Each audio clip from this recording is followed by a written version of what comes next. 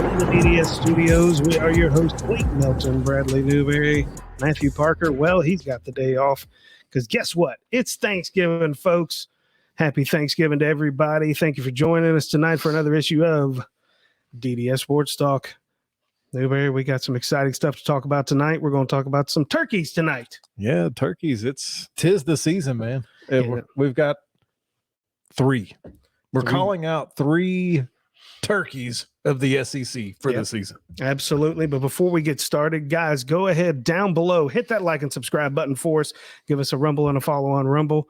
Check us out on all of our social media, Facebook, Instagram, TikTok, and Twitter at DDS Sports Talk. And you can download all the audio versions of these podcasts on your favorite podcasting platform. Newberry, I hope everybody's hungry for a turkey today. Oh, yes. Everybody needs a little turkey. And just in case you needed seconds or thirds, let's present turkey number one. Oh, boy. Oh, boy. Gobble, gobble, gobble. Oh, man. There he is. Oh, geez. Straight.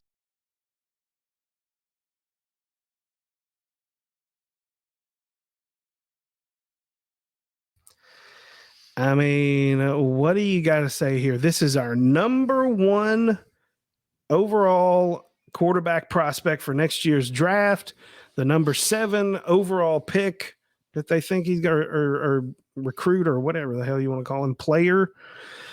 All I know him as is Mayo Boy, and all I know him as is an average SEC quarterback.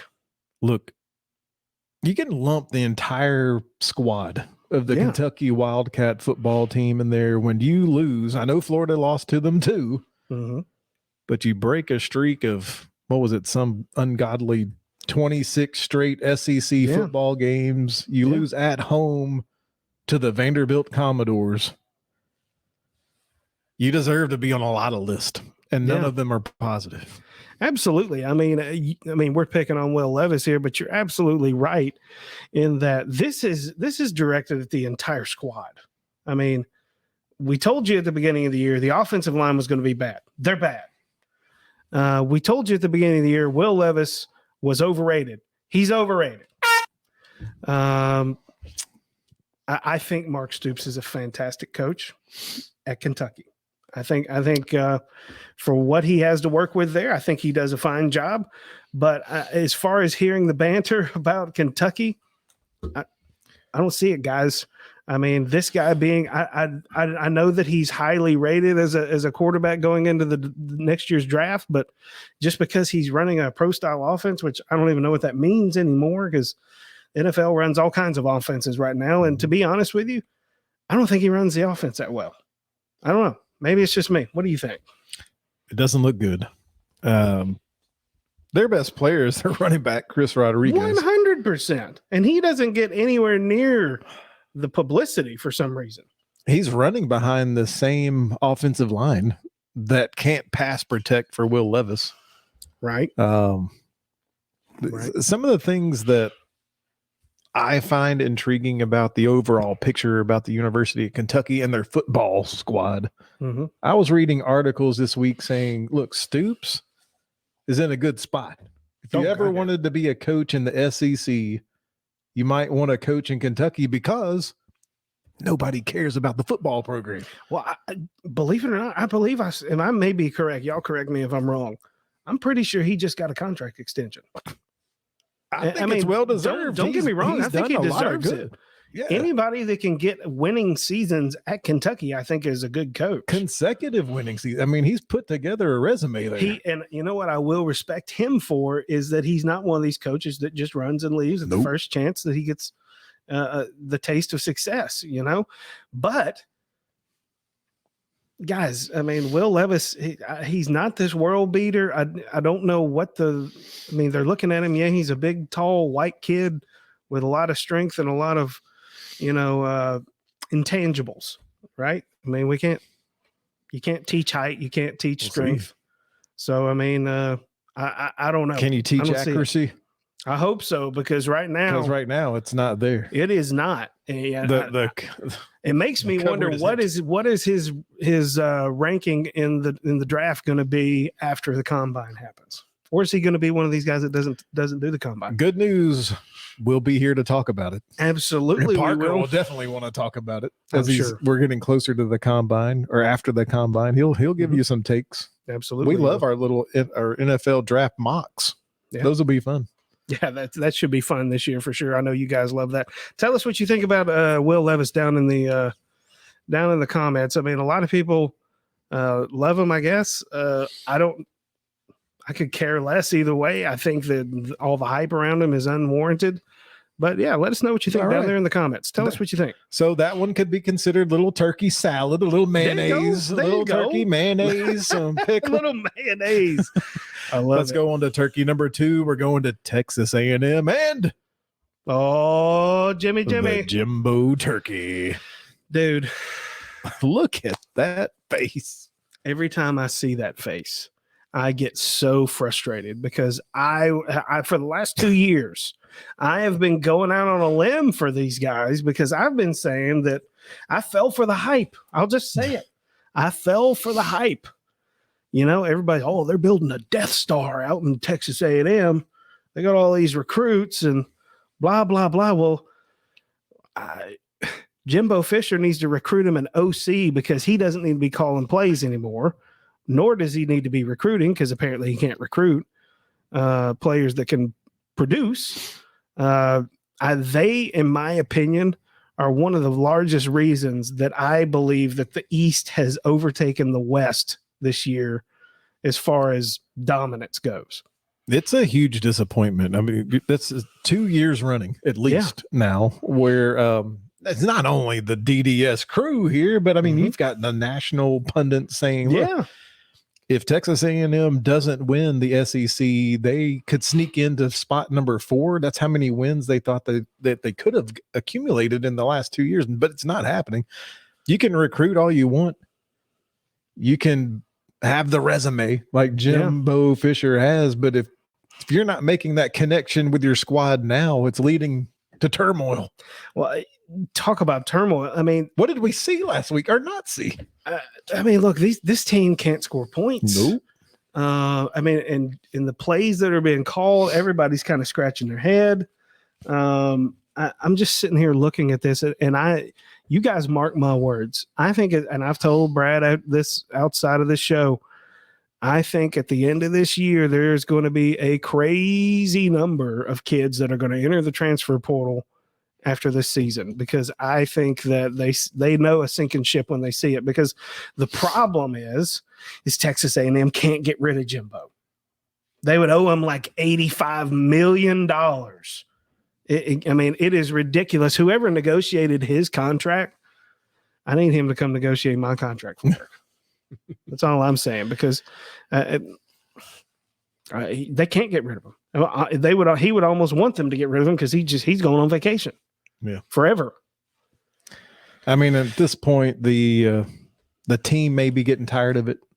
We know the fans are getting tired of it. Show us Exhibit A right here. Yeah. So this last week, it's embarrassing. Everybody knows Kyle Field as being one of the very over 100,000, 102,000, almost 103,000 people, basically. It's notorious for being one of the toughest places to play in college football because of the atmosphere, because of the fans. Jimbo's losing the fans because guess what? At halftime, this is what the freaking stadium looked like. Look at how many do you think are there, Newberry? I'm looking at 5,000. Yeah, spread out. Maybe. I don't know. It's hard to say. I mean, it's less than 10. That is embarrassing.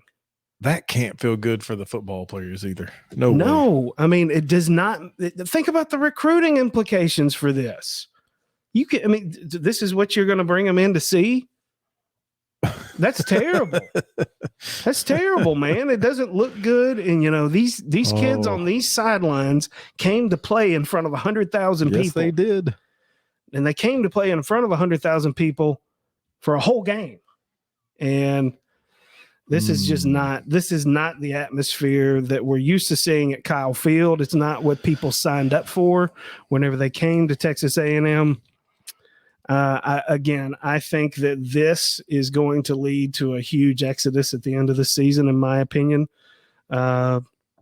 Both people who are already there and possibly people who are starting to commit to Texas A&M might start to reconsider. That's definitely turkey worthy on this Thanksgiving edition of DDS. Tell us down below, Texas A&M justified to be on this turkey list? Absolutely. Tell all you Aggie fans out there. I know there's a lot of you out there.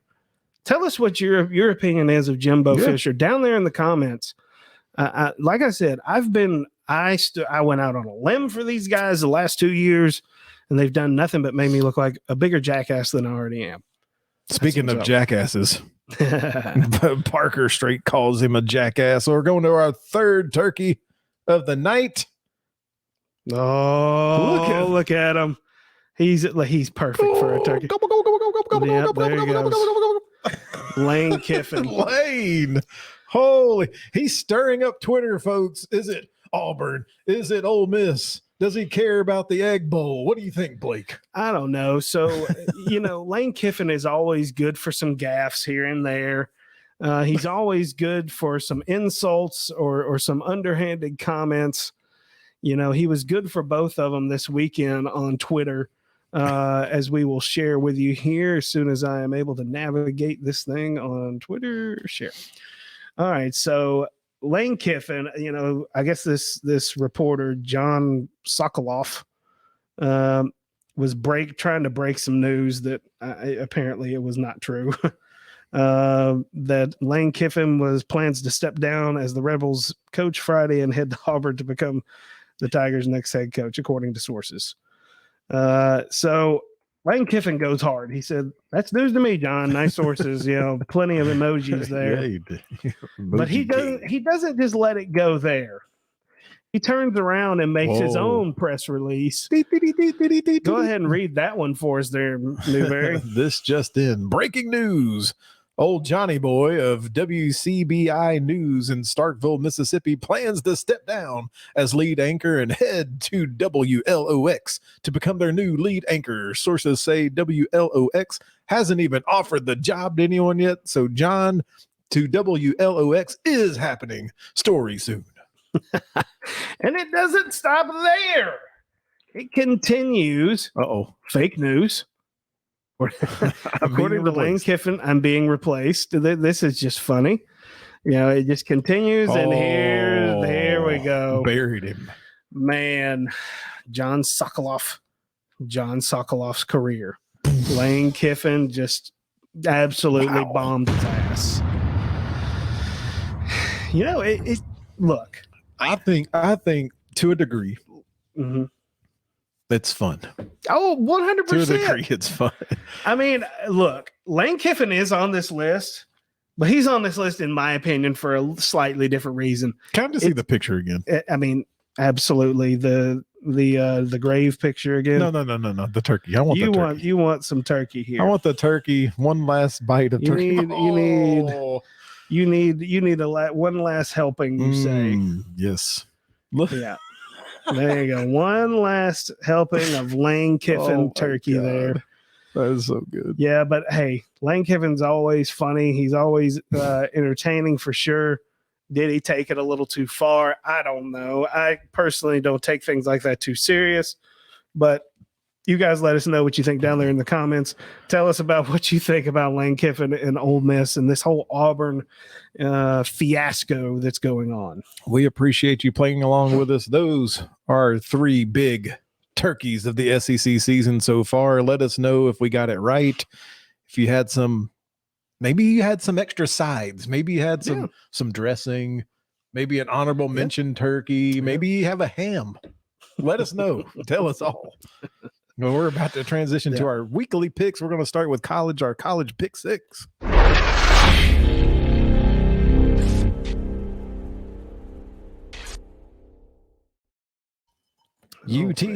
at Vandy. Of course, I mean, the big news coming out of this one is we've got 2 teams going different ways at this point. And we've got shockingly Vandy's on a winning streak. I'm saying that. And you and Parker have said momentum is a real thing in college. It totally is. You can see it in the lines. So we got Vandy winning 2 straight.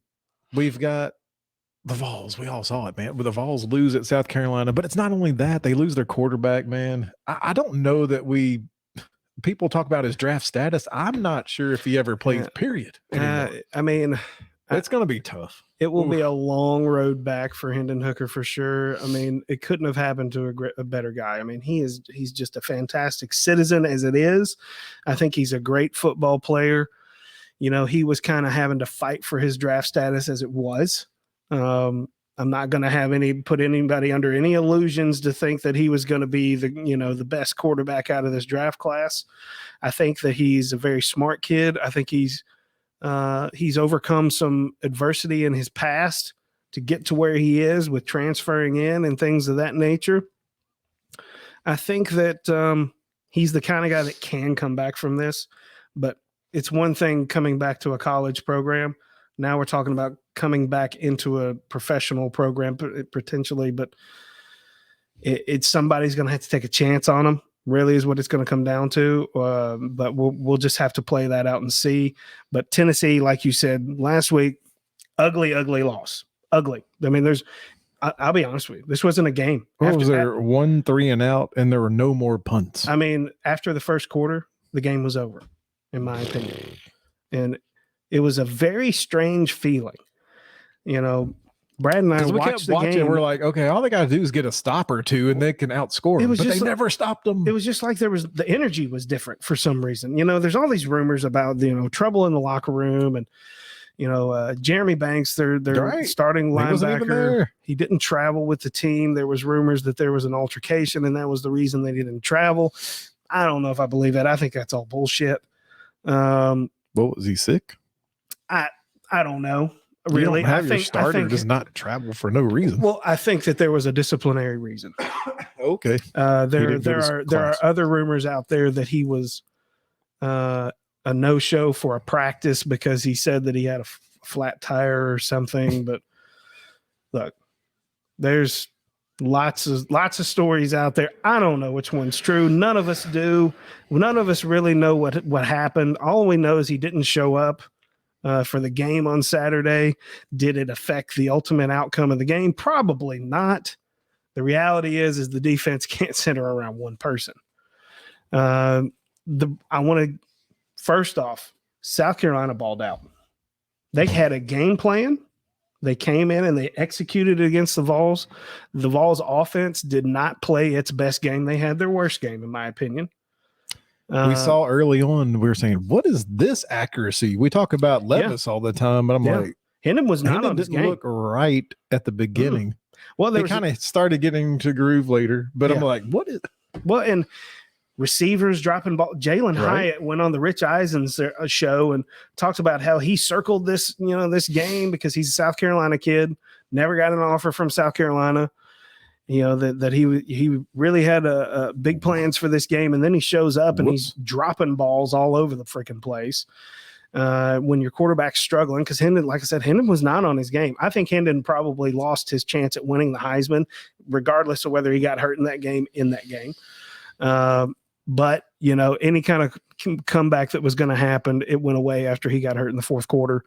The defense, though, you could tell that South Carolina had a game plan. They'd been watching some film. They saw something because they really attacked Danico Slaughter a lot. They went after him all night, and they burnt his ass up and down the field. And it was just kind of frustrating for me as Joe Schmo because I was telling Bradley during the game, I was like, look, they got 3 guys over there. They're going to run levels concept, low cross, high cross, vertical route. And they did that 3 times in a row, and they just absolutely toasted them. They never could stop it. But again, I'm not taking anything away from South Carolina. They executed their game plan. They were running the Wildcat with that wide receiver, and we were having trouble with that. Spencer Rattler went out there. I said he was a flop last week, guys. I'm here to tell you I was wrong. I'm man enough to say when I'm wrong. He went out there and whipped the Vols' ass. Bottom line, the South Carolina Gamecocks beat the living shit out of Tennessee. Do I think they're a better football team? No. but you got to show up. Tennessee didn't show up. You know, Josh Heupel made the comments that this one needs to sting a while. It does. It really does, because this is the second time this year that we've gone into a hostile environment and not produced. It will. And I think the fan base is going to remember it for a while. Well, you were right there on the cusp. And fast forward to this weekend. Ooh. Fast forward to this weekend. We're going to find out how good of a coach Josh Heupel is right now this week. We're going to find out a lot about this team, how they respond. Because Vandy is running with some confidence right now. Of course. If the same team shows up that showed up in Columbia, South Carolina, they will get their ass kicked out of Nashville. I'm not even lying there, guys. We can't mess around with this. We're going to find out a lot about it in this game. I think Joe Milton, we're going to find out a lot about what he's all about. You know, he's appeared to be a little better, but it's been against lesser competition. Maybe it's in garbage time. Does that mean anything? What's it going to be like when the score's 0-0 in the first quarter? What's it going to be? We'll see. He's got his opportunity starting now. Parker has shared his notes. I got long-winded. For all of you Parker fans out there, here we go. And I quote, "If you took the Vols record today and offered it to any Vols fan preseason, we would have taken it. It's been a very successful season. However, two things can be true at the same time. It was only a few weeks ago when players and coaches thought they might be in the SEC championship. Gone. But hope was still alive. College football playoff dreams are still alive and well, gone. It has to be incredibly difficult to get ready to play on the road this week with all of that letdown. This Vandy team is playing loose, has everything to play for with a win. They will get 6 wins and bowl eligibility. Parker picks. Not only does Tennessee not cover this spread, I think there's a chance they lose. He's going Vandy.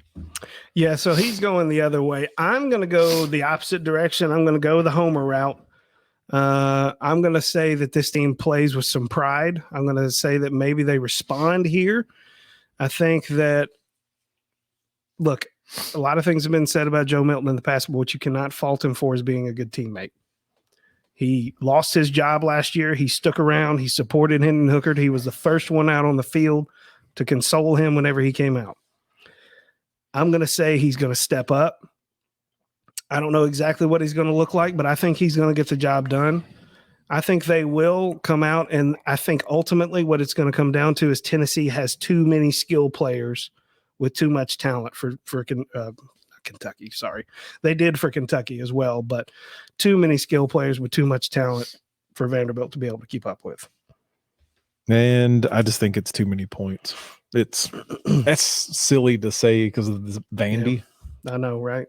I can see where y'all are coming from. I keep hearing you and Parker say momentum is a real thing. And so with that, after the stinging loss, and I get almost 2 full touchdowns, just give me the points. I don't know that Vandy wins again. Surely not. Not 3 in a row, right? Well, look, there could be a lot of red flags after this game. There really could. I'm not going to lie about it. There could be a lot of red flags about next year. Mm-hmm. Here's my team. Florida has to go on the road. Florida State. After just losing to Vanderbilt. Parker's notes. Thanks, guys, for giving them some momentum. Appreciate it. By the way, before I read Parker's notes, let me ask you a question. I wish Parker was here. Yep. Have you, in your almost 40 years of watching college and pro football, have you ever seen a quarterback or a team from the shotgun down the ball when you're trying to manage the end of game scenario? I mean, you get up under center and you drop it. What are you going 6 yards back for and then dropping the ball? 3 seconds to spike the ball, to spike the clock. I've never seen that. Never. Unfortunately, I've had the displeasure of watching that because Butch Jones did that same shit. Oh no, not the brick. Because I've told you this. I've told you this before. Dobbs was always it was kind of a running joke that when he got to the NFL, he wouldn't know how to go under center because he never took a snap under center. So I don't get it. I think it's bad football, like you said. It's really bad. You're asking for a lot of stuff to go wrong. A lot of stuff to go wrong. It's yuck. We're about ready for this season to be over.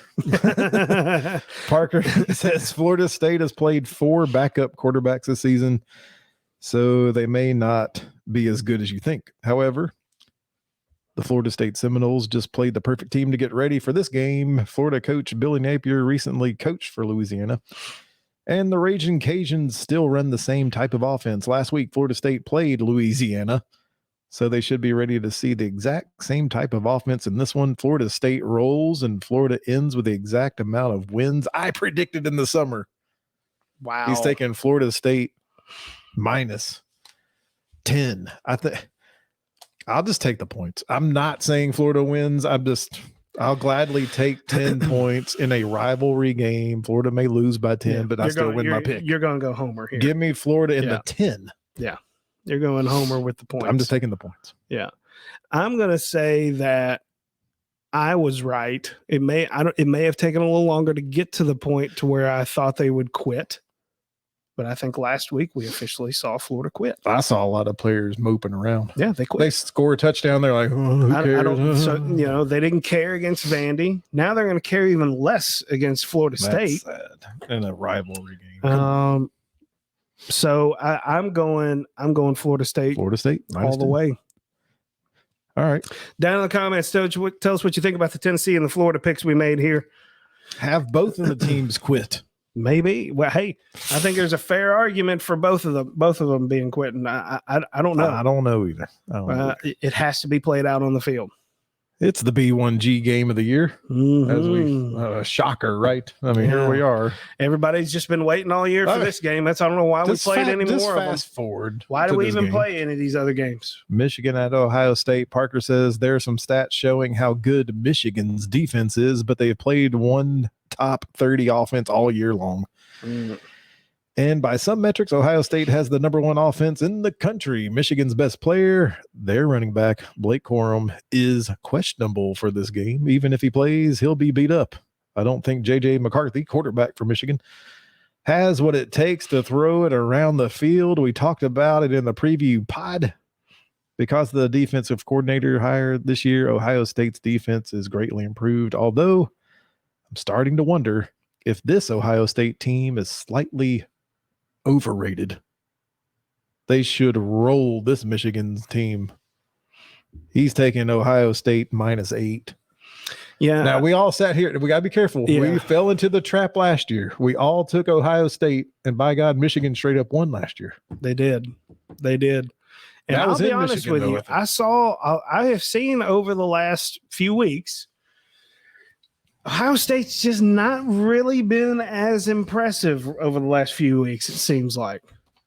They've let people hang around. CJ Stroud's, I think he would even say they weren't his best games over the last 4 or 5 games. I still think they're going to win. Yeah. I really do. Yeah. 8's a pretty big number. But I still think they're going to do it. I'm going with Ohio State. I picked them at the beginning of the year to beat them in this game. And I think the continuation of the overrating of Michigan continues. That makes 3 of us. I'm going Ohio State minus the 8. Yep. On our ACC game of the week, we've got North Carolina State at North Carolina. Parker says North Carolina had a chance to make it to the college football play. I don't know about that. They had a chance to put themselves in a good position to later play Clemson for maybe a spot. Just poke myself in the eye. Golly. And Parker says a horrible loss against Georgia Tech in September. North Carolina quarterback Drake May said people who go to North Carolina State just can't get into North Carolina.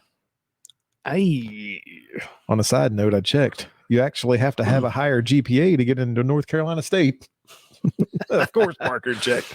Yeah, he did. As much as I want to take the Wolfpack, I just can't. They've been crushed with injuries. We don't even know for sure who is playing quarterback for them. They could be on their 4th starting quarterback of the year. If MJ Morris can't go, North Carolina dominates. He's taking North Carolina -6.5. I don't think it's even close, right? I mean, it's just so what could have been with North Carolina State, man. We really they were our liked dark them. horses. Yeah. But yeah, I'm going North Carolina here. No question. That makes 3 of us. Make that short and sweet. Let's see. Best bet time Parker has. He says, changing it up this week, fellas. Looking at the South Carolina Clemson game, he's not going to pick a winner or against the spread. What he wants to go with is he wants the over 51 points. If Spencer Rattler looks like half the man he was against the Vols, this should be easy. I expect Clemson to run it up on the ground because South Carolina is weak on the ground. I'm thinking 35-21 type of game. He's taking the over as his best bet. Okay. In a shootout. Yeah, he is. I am eyeballing a game going on in the state of Georgia right now. Georgia Tech Yellow Jackets heading down to Athens to play Georgia. They are 36-point underdogs. That's ridiculous.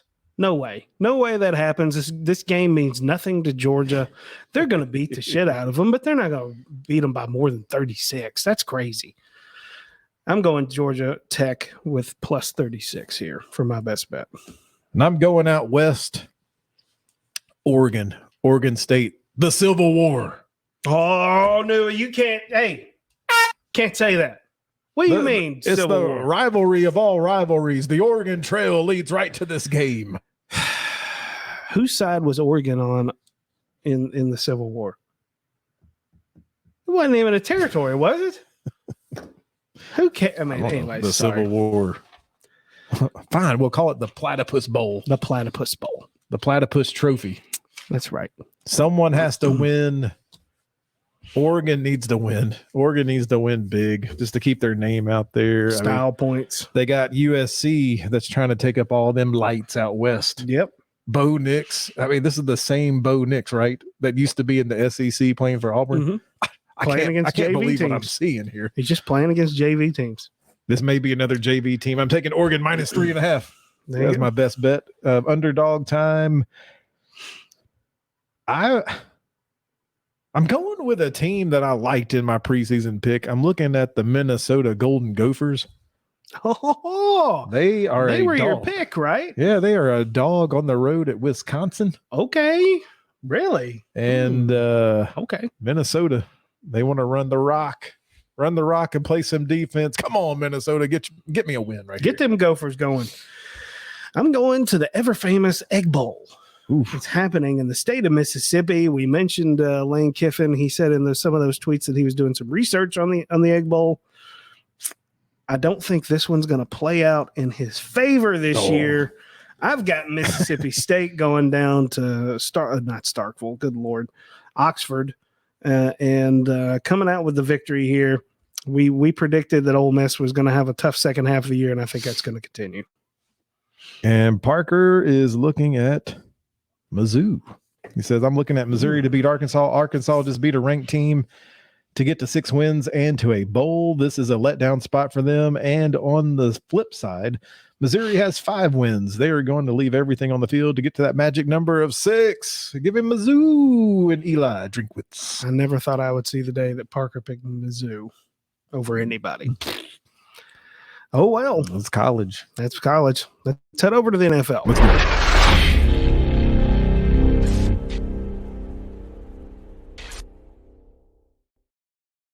Here we go. NFL pick 6. We always start right here with the hometown Titans. Yep. Cincinnati at Tennessee. Some say this is a revenge game. The Titans and their organization say that it's not a revenge game. So they're saying the right things because you don't want bulletin board material. Right. But don't get it wrong, man. Everybody in that organization remembers sacking Joe Burrow an ungodly amount of times. Yep. And still took the L at home. Yep. In the playoffs. Yeah, they can talk about it not being a revenge game, but I guarantee you every single guy in that locker room, like you said, they've got this game circled on the calendar there. They are looking to get after that Joe Burrow ass. They're getting to where they're probably licking the chops right now. But look, make no bones about it. The Tennessee Titans offense is it's amazing to me that they are still able to do some of the things they do, knowing that the other team knows exactly what they're going to do. Because they're so limited in their wide receiver positions, in my opinion. And their scheme is just, I don't know, it's basic. I don't really like it. The defense is playing at an elite level, in my opinion. The only way that they get wins over good teams at this point is they have to make it ugly, but they're really good at making the game ugly. Vrabel, those are Vrabel type games. You know, it used to be in the NFL that if you're tough and you were able to make games ugly, you were a good team because you had a chance to win every single Sunday. I think that's what this game is. This is a coaching mismatch. It absolutely. I'm sorry. Absolutely. Sorry, Cincinnati. The better coach is on the other side of the field. Yep. The better running back is on the Titan side of the field. Joe Mixon is in concussion protocol. Mm-hmm. Jamar Chase may or may not play. He didn't play last week. Yeah. So you have some injury questions with the Bengals. It's not that the Titans don't have any, but it just seems more notable on the Cincinnati side. Yeah. Well, and the Titans just seem this year to be able to overcome that and kind of play at a higher level, even with the injuries. I'm looking at this. It's 2.5 right now on DraftKings. Man, I think the Titans could win outright for sure. I think this is a game if they can make it ugly, make it about the trenches. Try not to get too crazy with any of these little flat passing patterns that they do. Get the freaking ball to Hooper. Throw the ball deep every now and then, damn it. Hooper ain't going to catch 60, though. I'll let you deal with that. You and Parker can handle that. Show me the money, Parker. Man. Anyways, I'm going Titans here. That 2.5 numbers. No way that's happening in Nashville. No damn way they're coming into our house and beating that ass. No way. Here's what Parker wants to say. Vrabel is 9-0 against the spread in the regular season with 10 days or more to prepare. Vrabel is so good as an underdog. If you just blindly bet $100 on the money line in the 36 games he wasn't favored, you'd have $2,715 in your pocket today. The Titans are also 8-0 in their last 8 against the spread. No team has done that in more than 20 years while averaging less than 20 points per game. That would usually have me saying regression is happening and fading the Titans, but not so fast. Last year's horrendous playoff loss is still an open wound to this team, city, and fan base. Screw whatever points I'm getting. Big Jeff shoves whatever turkey has left over of Burrow's butt and makes like that. Let me start this over again. Get ready. I'm ready. I didn't know this was going to be one of those. It's hard to read into this. Here we go. I'm going to start right here. Last year's horrendous playoff loss is still an open wound to this team, this city, and the fan base. Screw whatever points I'm getting. Big Jeff shoves whatever turkey he still has left over straight up Burrow's behind. And much like the Titans ended the Packers season, this Sunday, the Titans eliminate the Bengals from the playoffs. Tell them, Parker. Wow. Come on. Let's go. Wow. Come on. Tighten up. Holy moly. I'm going Cincinnati -2.5. Wow. The villain over here. I think it's in their heads. Oh, here we go. I think Cincinnati's in the heads of Tannehill, in the head, not of Vrabel. Vrabel's the best coach on that field. Yeah. But Vrabel can't play quarterback. He can't.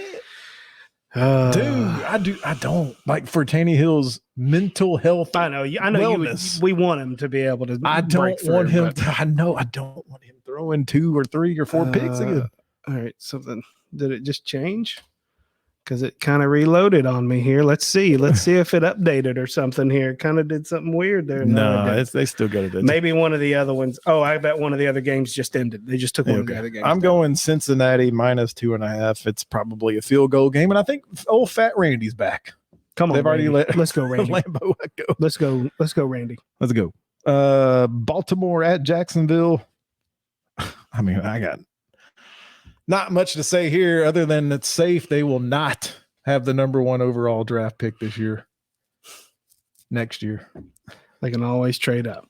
They can always trade up. They could, but I mean, really, I was going to ask Parker. I'm like, how impressive did Baltimore look in beating Carolina last week? Now he can blame it on the weather, I guess. He can blame it on, look, they just did enough just to win. Kind of leaned on the defense type of day, scored just enough. All those things could be true, but I mean, what kind of Baltimore team is coming in here? I mean, no, I don't know. I know that, but the problem is we don't really know what Jacksonville has to offer at this point either. That's really going to be able to push past a Ravens team. Can that defense contain a Lamar Jackson? Can Trevor Lawrence and the offense get some stuff done? Can we not make some stupid mistakes down in the red zone? I don't know. I'm looking at this. For me, I'm okay with picking Baltimore here. 3.5, -3.5. I got that. All right, let's see what Parker's got. In the pre-draft process, we said Trayvon Walker will struggle to rush the passer. Before Bradley argues with me, Walker is 100 out of 125 edge rushers in beating his blocker. But Walker is elite, capital letters, elite in rush defense. And I'll tell you why that is, Parker, because this guy doesn't have any moves. I mean, the rookie only knows power. He only knows bull rush. He's got no technique yet. He's as raw can be. Mm-hmm. But they took the bait and they drafted him. Yeah. Drafted another project. And we said, why do they keep drafting projects? That's what they do. Just draft the known commodity. That's what they do. We'll see. It's going to be a big off season for him, but I totally agree with what Parker just said. He's not a pass rusher. Mm-hmm. He's power only, and that's easy to beat when you're playing against grown professionals. Yep. Let's see. Since the Jags have a real coach, maybe they use Walker in some type of unique way to spy Lamar Jackson this week. However, I just can't get to this number. And it's mainly because of Baltimore's defense. Jackson is 20-11 against the spread on the road. Jacksonville is 4-14 against the spread. Their last 18 at home. I could be wrong today, but in the long run, I'll be right. Over the last 10 years, there have been 154 quarterbacks to play meaningful time. I can't put my money on the one that ranks 149th on that list in terms of profitability. Baltimore, minus the points. Man, I think Bradley's feelings are hurt. I can't argue truth. Let me give you a little Jacksonville insight here. Oh, here we go. A little insider here. Insider information. Hope Vegas is listening. So I like defense. Mm-hmm. I know what Trayvon Walker is or isn't this year. Mm-hmm. But you know what's been disappointing in the last few weeks? It's been rookie linebacker Devin Lloyd. Okay. Devin Lloyd started off the year hot. Yeah. Wildfire. AFC Rookie Defender of the month of September. He's been playing so poorly in his run fits and in his pass defense that they have inserted Chad Muma. Another linebacker that they drafted. Moving on. We need for this defense to be better. I think you need a good Devin Lloyd. Yep. I don't like this whole shuffling of the lineup. And I've said it before, that controlled pass rush, integrity in your pass rush. This is a horrible, with a capital H, a horrible matchup this week. Give me Baltimore minus the points. Never thought I'd see the day. It's He bad. said facts. It's facts. bad. The undisciplined pass rush, they are going to get torched. Okay. I don't know that the score is so out of whack, but Baltimore, it won't be a game. Baltimore it won't be out of control. Baltimore covers because they have bigger things to play for, man. Yeah. They have such an easy schedule coming up that they could, if they do what they're supposed to do, they could look at fighting for the number 1 seed. Can you believe that? In the AFC. They should jump on Jacksonville early and often. I mean, we've said it. The AFC's up for grabs right now. I mean, Buffalo's not looking great every week, it seems like. They're not unbeatable. We're going to New Orleans at San Francisco. Parker says, this is a simple one for me, fellas. New Orleans is ravaged on defense, injury-wise, and the 49ers are very good. However, this line is simply too much. Parker wants the points in New Orleans over the talent that's all over the field with the San Francisco 49ers team. I really struggle with that too, just because, I mean, the NFL is just, everything's so much closer. It just seems like a lot. 9.5 is right now is what DraftKings is saying. Golly, there's so much talent over there on the San Francisco sideline. And they just blew out Arizona. They took complete advantage of them. Jimmy G was the manager. Short passing game to McCaffrey. Had a couple of nice tosses to Kittle. Screw it. I'm doing 49ers. I'm going 49ers. I think that there's, I don't know. I think they're going to do it. This was a coin flip, man. It's tough because the number's big, man. 9.5. It's a bit of a hole.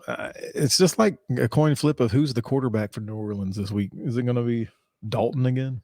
I don't know. Where's Jameis? How many rabbits? I don't do. Jameis is Hill. done. Is Hill going to be running? I mean, how many rabbits can they pull out of their hat with the quarterback situation? Is Kamara healthy?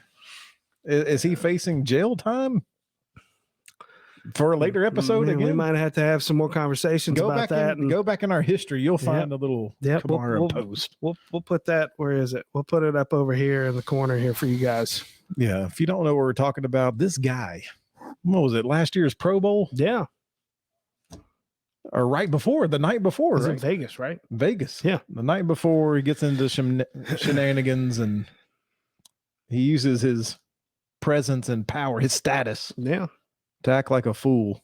Yep. But whatever. His entourage beat the crap out of somebody, and then he decided he wanted to get in on it. Yeah, that's for the courts to decide, I guess. Yeah. But so my rule is when in doubt, take the points. I'll take New Orleans, but I don't want to put any money. Look, I think that's a smart play. But I'm going to go out. I'm going out on because I don't know. Just because there's just so much freaking talent over there on San Francisco sideline. What do we got next? Oh yeah, we're going to Sunday night. Yeah. Sunday night football, brotherly love, little AJ Brown, Green Bay at Philly. Parker says, I know Rodgers has a broken thumb. Interesting. I didn't know that. I did not either. Didn't we all kind of know that is what he says.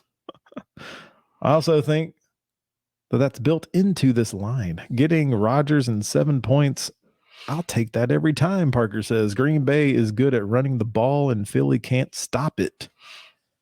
Next week, expect a deep dive into this fraudulent Eagles team.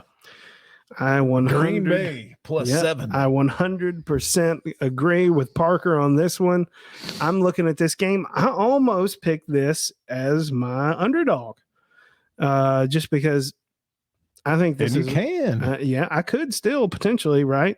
Yeah. But I'm going to go with Aaron Rodgers here. I think this Eagles team, we're starting to see some cracks in the foundation. Maybe we're starting to figure them out a little bit here. AJ Brown's ankle hurt. You know, I mean, we're starting to hear about that some more. I'd love to hear Parker's deep dive into the fraudulent Eagles. I cannot wait to hear it. We will. That makes all three of us. We're all on Green Bay here. You're getting a touchdown with a better quarterback, and you get Aaron Jones and Dillon out of the backfield. So it doesn't have to be fancy. Just keep the clock running, score enough points. I think your defense is okay to go up against this gimmicky offense in the NFC East. Yep. Underdog for Parker. He says for the third time in a row, give me the Steelers. Last week I talked about the Tomlin spot. We're doing best bet. We'll do dogs. We'll do dogs yeah, first. I did skip over the best. So underdog. This is the underdog. We'll come back to best bets. Cool. Parker wants the Steelers. I admit I made a mistake. He says there's something that is more powerful than the Tomlin spot, and that is Tiny Hands Kenny Pickett. Last week was the coldest game Pickett has played in more than 2 years, maybe longer than that, but I didn't go back a third year. And believe me, when Parker says he goes back and checks. Yes, he really every goes. Game. We have to treat this Steelers team like Jared Goff. You just can't trust them outdoors in the cold weather. However, this game is indoors, and TJ Watt is healthy and is going to eat. Wrong team favored. Pittsburgh. Yeah, I could see that. I could see that. All right, underdog here. I'm going to do something silly here.